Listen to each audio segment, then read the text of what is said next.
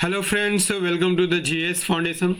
GS foundation के इस online platform पे आप सभी छात्रों का भरपूर स्वागत है। आज के सेशन में हम लोग करने वाले हैं ज्योग्राफी की क्लास, और ज्योग्राफी की क्लास में हम लोग देखेंगे मोस्ट इम्पॉर्टेंट क्वेश्चन को विथ फुल एक्सप्लेनेशन। तो आपको करना क्या है दोस्तों, वीडियो को एंड तक जरूर देखिएगा। यदि वीडियो अच्छी लगे तो एक लाइक कीजिएगा, इसे अपने दोस्तों के साथ जरूर शेयर कर दीजिएगा। और यदि आप भी इस चैनल पर नए हैं और अभी तक चैनल को सब्सक्राइब नहीं किया है तो जरूर सब्सक्राइब कर लीजिएगा, बेल आइकन को प्रेस कर लीजिएगा। तो चलिए शुरुआत करते हैं आज के सेशन को। पहला सवाल आपके स्क्रीन पर है, कहता है कि नंगी आंखों द्वारा दिखने वाला सबसे दूर का ग्रह कौन है? वरुण, शनि, अरुण या प्लूटो? नंगी आंखों द्वारा दिखने वाला सबसे दूर का ग्रह शनि है। ऑप्शन बी यहां पर सही आंसर हो जाएगा। नंगी आंखों द्वारा दिखने वाला सबसे दूर का ग्रह कौन है? नंगी आंखों द्वारा दिखने वाला सबसे दूर का ग्रह कौन है? शनि है। क्यों? क्योंकि शनि को बिना दूरबीन की सहायता से भी देखा जा सकता है, जबकि अरुण और वरुण जैसे दूर के ग्रहों के लिए ऑप्टिकल दूरबीन की आवश्यकता होती है। प्लूटो कैसा ग्रह है? तो बौना ग्रह है, जिसे नंगी आंखों से देखना असंभव है। नेक्स्ट क्वेश्चन कर लीजिए। नेक्स्ट है, निम्नलिखित में कौन सही सुमेलित नहीं है? गोबी मरुस्थल मंगोलिया में है, बिल्कुल सही सुमेलित है। कालाहारी मरुस्थल का विस्तार बोत्सवाना में भी है, सही है। अटाकामा मरुस्थल उत्तरी चिली में है, ये भी यहाँ पर सही है। जबकि मोजेब मरुस्थल मैक्सिको में नहीं है दोस्तों। ये कहाँ पर है? तो ये यूएसए में है। राइट आंसर क्या हो जाएगा? मोजेब। मोजेब मरुस्थल मुख्य रूप से कहाँ पर स्थित है? तो दक्षिण पश्चिमी संयुक्त राज्य अमेरिका में स्थित है। आप देख सकते हैं मोजेब मरुस्थल की स्थिति, और ये कैलिफोर्निया, नेवादा, यूटा और एरिजोना राज्य में फैला हुआ है। राइट, चलिए नेक्स्ट क्या है? पनामा जल डमरू मध्य के आर पार नहर खोदने का विचार किसने रखा था? टॉलमी ने, एस्ट्रेबो ने, रेंट जेल ने या हम्बोल्ट ने? देखिए, पनामा जल डमरू मध्य की आर पार नहर खोदने का विचार जो है सबसे पहले हम्बोल्ट ने रखा था। पनामा जल डमरू मध्य पर किसका अधिकार है? तो पनामा देश का अधिकार है, क्योंकि इसी को काट करके पनामा नहर बनाया गया है। पनामा नहर यदि आपसे पूछ लिया जाए किन सागरों को जोड़ता है, तो अटलांटिक ओशन को पैसिफिक ओशन से जोड़ता है, और नॉर्थ अमेरिका को साउथ अमेरिका से अलग करता है। ठीक है, पनामा जल डमरू मध्य की आर पार नहर खोदने का विचार अलेक्जेंडर वान हम्बोल्ट को आया था। नेक्स्ट क्या है? नेक्स्ट है, चिन्नुक हवाएं रॉकी पर्वत के पूर्वी ढाल पर नीचे उतरती है तो उनका तापमान किस दर से बढ़ता है? सामान्य ताप पतन दर, आर्द्र रुद्धोष्म दर, शुष्क रुद्धोष्म दर या दोनों? सामान्य पतन और शुष्क रुद्धोष्म दर। राइट आंसर हो जाएगा ऑप्शन सी, शुष्क रुद्धोष्म दर से तापमान बढ़ता है। जब चिन्नुक हवाएं रॉकी पर्वत के पूर्वी ढाल के नीचे उतरती है तो उनका तापमान शुष्क रुद्धोष्म दर से बढ़ता है, क्योंकि हवा ऊपर चढ़ते समय नमी खो चुकी होती है और नीचे उतरते समय संपीड़न यानी कंप्रेशन के कारण तेजी से गर्म हो जाती है, जिससे क्या होती है? बर्फ पिघल जाती है और तापमान अचानक बढ़ जाता है, जिसे हिमभक्षी भी कहा जाता है। नेक्स्ट कर लेते हैं। नेक्स्ट है, अमेरिका का सबसे महत्वपूर्ण मछली पतन कौन है? बोस्टन, बाल्टीमोर, मियामी या न्यूयॉर्क? देखिए, अमेरिका का सबसे महत्वपूर्ण मछली पतन कौन सा है? राइट आंसर हो जाएगा बोस्टन। बोस्टन की बात कर लिया जाए तो ये संयुक्त राज्य अमेरिका का सबसे महत्वपूर्ण मछली पकड़ने वाला बंदरगाह है।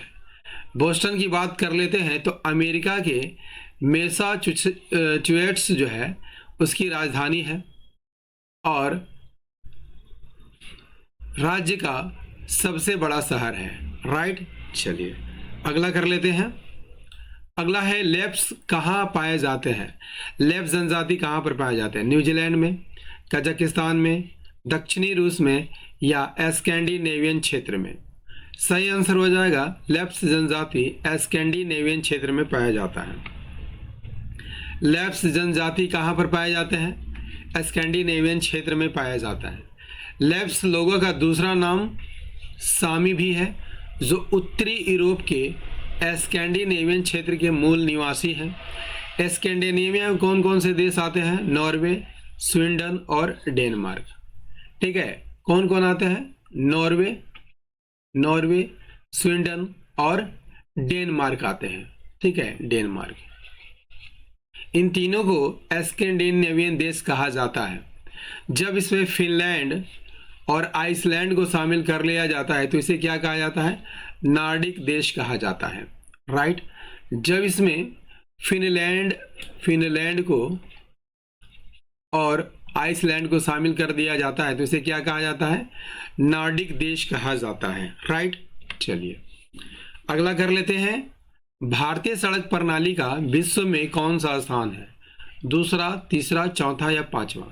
देखिए, भारतीय सड़क प्रणाली का विश्व में कौन सा स्थान है? तो दूसरा स्थान है। भारतीय सड़क प्रणाली का विश्व में दूसरा स्थान है, क्योंकि अमेरिका के बाद भारत का सड़क नेटवर्क दुनिया में सबसे बड़ा है, जिसमें राष्ट्रीय राजमार्गों, राज्य राजमार्गों, जिला और ग्रामीण सड़कों का एक विशाल जाल फैला हुआ है। नेक्स्ट क्या है? निम्नलिखित में किस द्वीप का प्राचीन नाम सैंडविच द्वीप था? फॉकलैंड द्वीप, ग्रीनलैंड, हवाई द्वीप या तुवालू? सैंडविच द्वीप जो है हवाई द्वीप का नाम था। हवाई द्वीप आप देख सकते हैं, ये पैसिफिक ओशन में फैला हुआ है। किस ओशन में फैला हुआ है? पैसिफिक ओशन में फैला हुआ है। हवाई द्वीप को कैप्टन जेम्स कुक ने 1778 में सैंडविच द्वीप नाम दिया था। सैंडविच के अर्ल के नाम पर इसका नाम सैंडविच द्वीप पड़ा था। 19वीं सदी के मध्य तक विदेशियों द्वारा इसका व्यापक रूप से उपयोग किया जाता था। यदि आपसे पूछ लिया जाए कि हवाई द्वीप की राजधानी कहाँ है, तो हवाई द्वीप की राजधानी होनोलुलु है। किस द्वीप पर स्थित है? ओहायो द्वीप पर स्थित है। नेक्स्ट कर लेते हैं। अगला है कोरी निवेशिका जिस पर स्थित है वह कौन है? कच्छ की खाड़ी, खंभात की खाड़ी, कच्छ का लिटिल रन या कच्छ का रन? राइट आंसर हो जाएगा कच्छ की खाड़ी में स्थित है। ठीक है, आप देख सकते हैं कच्छ की खाड़ी। ठीक है, और यहाँ पर स्थित है कोरी क्रीक। कोरी क्रीक गुजरात के कच्छ के रन में स्थित एक ज्वारी खाड़ी है, जो सिंधु नदी डेल्टा का हिस्सा है और भारत पाकिस्तान सीमा के पास स्थित है। राइट, चलिए नेक्स्ट क्या है? नेक्स्ट है भारत एवं म्यांमार के बीच सीमा निर्धारण करने वाला 3 पर्वत श्रेणियां कौन है? नागा, पटकाई और अराकानयोमा, अल्टाई पर्वत श्रृंखला, great dividing range. Right answer हो जाएगा ऑप्शन ए, नागा, पटकाई और अराकानयोमा भारत और म्यांमार के बीच सीमा निर्धारण करने वाली पर्वत श्रेणियां हैं।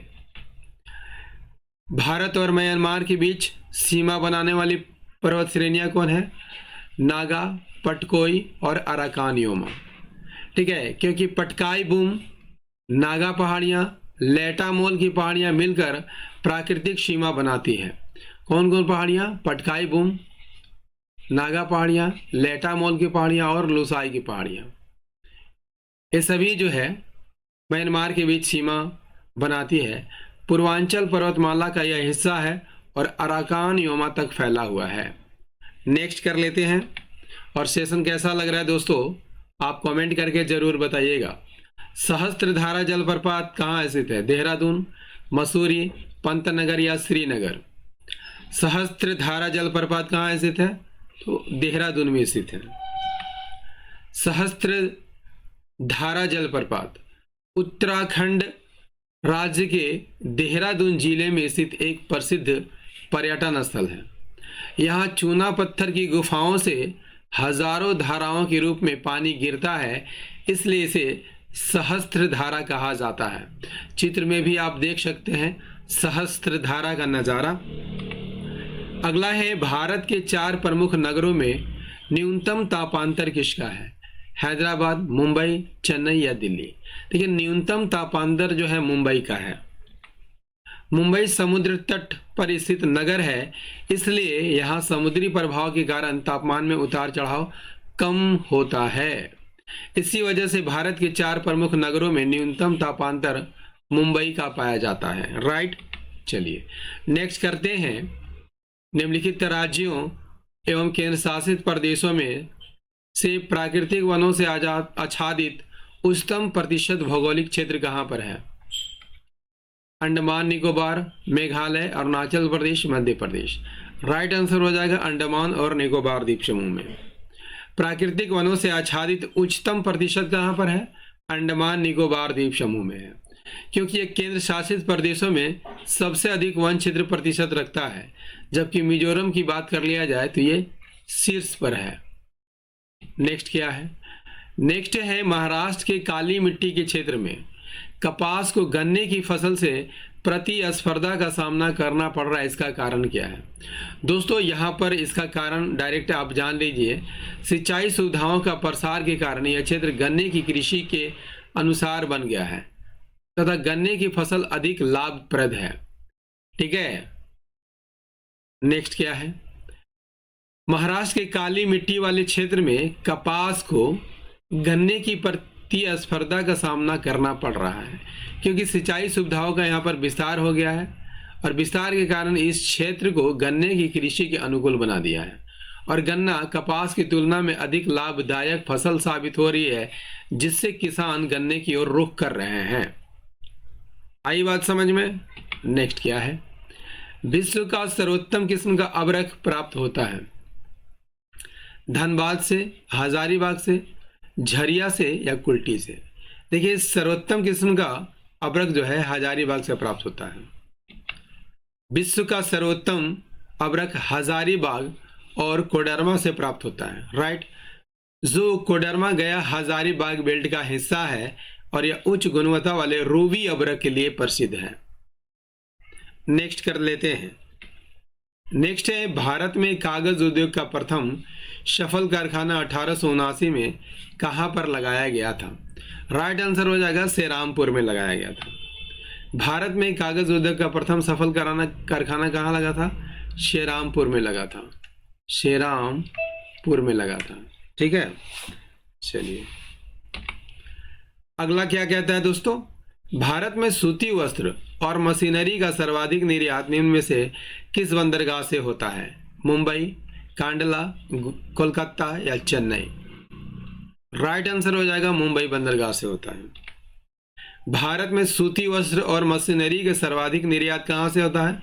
तो मुंबई बंदरगाह से होता है, क्योंकि यह देश का सबसे बड़ा बंदरगाह है और सूती वस्त्रों का केंद्र होने के साथ साथ लंबी कपास और मशीनरी के आयात निर्यात के लिए अधिक सुविधाएं प्रदान करता है, जिससे इसे कॉटन वालिस भी कहा जाता है। नेक्स्ट क्या है? नेक्स्ट है निम्नलिखित में से कौन युग्म सुमेलित नहीं है? अंगामी जनजाति नागालैंड में पाई जाती है, सही सुमेलित है। आपातामी अरुणाचल प्रदेश में पाई जाने वाली जनजाति है। भोटिया उत्तर प्रदेश में पाई जाने वाली जनजाति है, जबकि गोंड मध्य प्रदेश में पाई जाने वाली जनजाति। दोस्तों यहाँ पर उत्तर प्रदेश नहीं होगा, भोटिया जो है उत्तराखंड में पाई जाती है। कहाँ पर पाई जाती है? उत्तराखंड में पाई जाती है। ठीक है, तो राइट आंसर क्या हो जाएगा? ऑप्शन सी यहाँ पर सुमेलित नहीं है। भोटिया जनजाति का पारंपरिक निवास जो है उत्तराखंड, कुमायूं और गढ़वाल क्षेत्र में है। ऐतिहासिक रूप से 2000 में उत्तर प्रदेश से उत्तराखंड के अलग होने के बाद भोटिया जनजाति का मुख्य केंद्र कहाँ बन गया है? तो उत्तराखंड बन गया है। ठीक है दोस्तों, ज्योग्राफी का ये सेशन आपको कैसा लगा कमेंट करके ज़रूर बताइएगा। यदि सेशन पसंद आया हो तो लाइक करते चलिएगा, इसे अपने दोस्तों के साथ शेयर कर दीजिएगा। और यदि आप भी इस चैनल पर नए हैं और अभी तक चैनल को सब्सक्राइब नहीं किया है, ज़रूर सब्सक्राइब कर लीजिएगा। बेल आइकन को प्रेस करना मत भूलिएगा।